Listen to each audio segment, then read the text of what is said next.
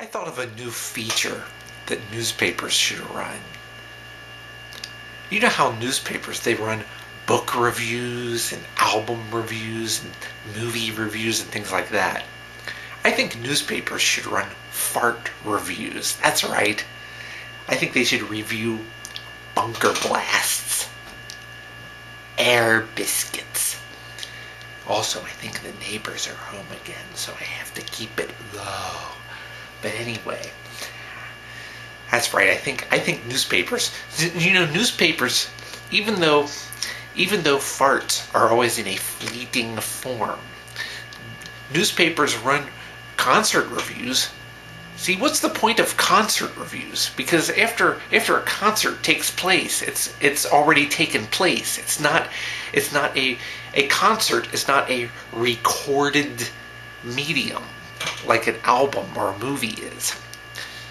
So because newspapers run concert reviews, I think they should also run bunker blast reviews.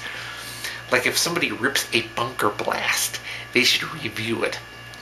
Should it be 5 stars or 1 star or what? But I know of one that I think I'd probably give about 3 stars. And this one was funny. This was when there's a couple of them. This is a series of bunker blasts. This is back in April when I went to Ashland for the highway meet.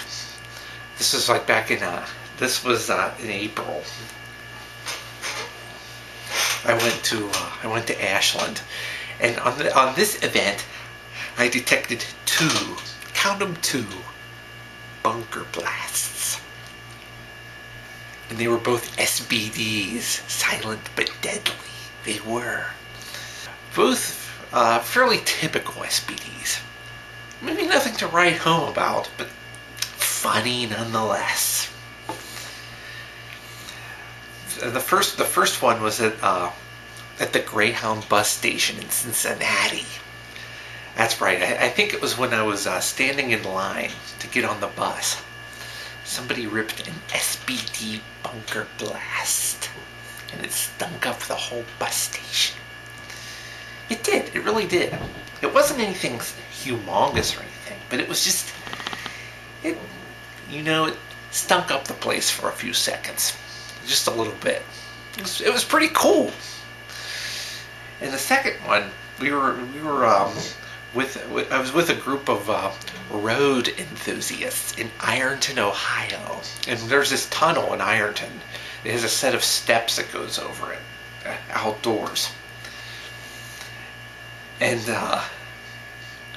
we were on this set of steps over the tunnel, and I detected another SBD bunker blast. That's right. There was another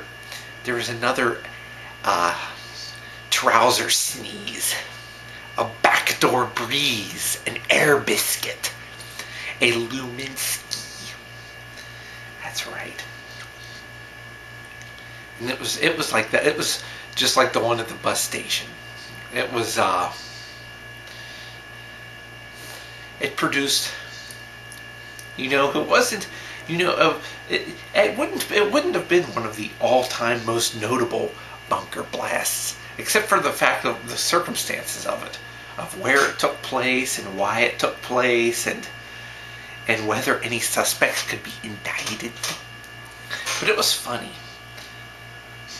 But I remember at CPH, people used to do the same thing. Sometimes at CPH, a bunker blast would be detected. So then people would put their shirts up over their heads like this. Like this. See, they would put their shirts up over their heads. So that way, they wouldn't have to deal with the smell of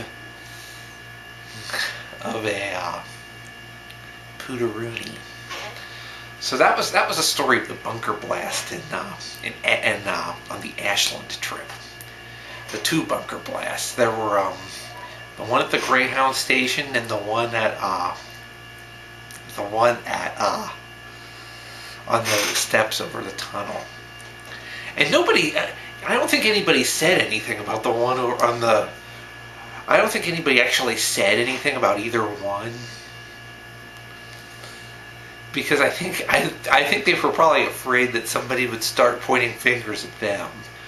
Because sometimes you know how they say the smeller's the feller, but that's not always true. That's not always true. You know, sometimes it's just. I mean, there's no scientific evidence to prove that the smeller is always the feller. I'd say it's about 50-50, It's practically a coin toss. When you detect the scent of a bungaroo, it's pretty much a coin toss as to whether the smeller truly is the feller. So there's no. It's kind of like the thing about the gender test with the Drano. I remember reading a long time ago, there was an article in a book saying that if a woman was with child, then there was something called a Drano test to determine the gender of the child, to determine the gender of the baby, and it involved urinating in a cup of Drano. And the Drano would turn either green or yellow depending on if the baby was going to be a boy or a girl. But the test was only right 50% of the time, so there's no point in even trying it, because it was a coin toss whether it was right, whether the test was right or wrong. It was just there's no point. Besides that, Drano is a dangerous chemical anyway. It is dangerous. Drano is not something to be playing around with. So the test was basically completely bogus, because it was 50-50 whether it was right or wrong. But that's kind of like the smeller's the feller test. It's about 50-50. So it's about 50. So when you detect a bunker blast and then somebody starts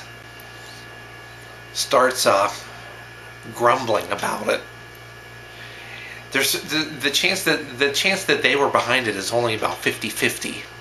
It's the smeller's the feller test is right only 50-50.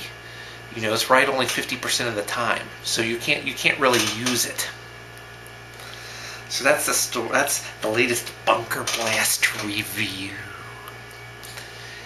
A review of a notable bunker blast that occurred on a series of bunker blasts that occurred on a trip to Ashland. They were fleeting. They only filled the air briefly, but would have been forgotten if I wasn't here to regale you with them. That's right. And also for next week, I'm going to be going on a trip to Colorado. So hopefully I'll discover more bunker blasts. Because on my recent trip to Milwaukee, somebody ripped an LAP bunker blast at a gas station. So that's the story of the latest news in bunker blast.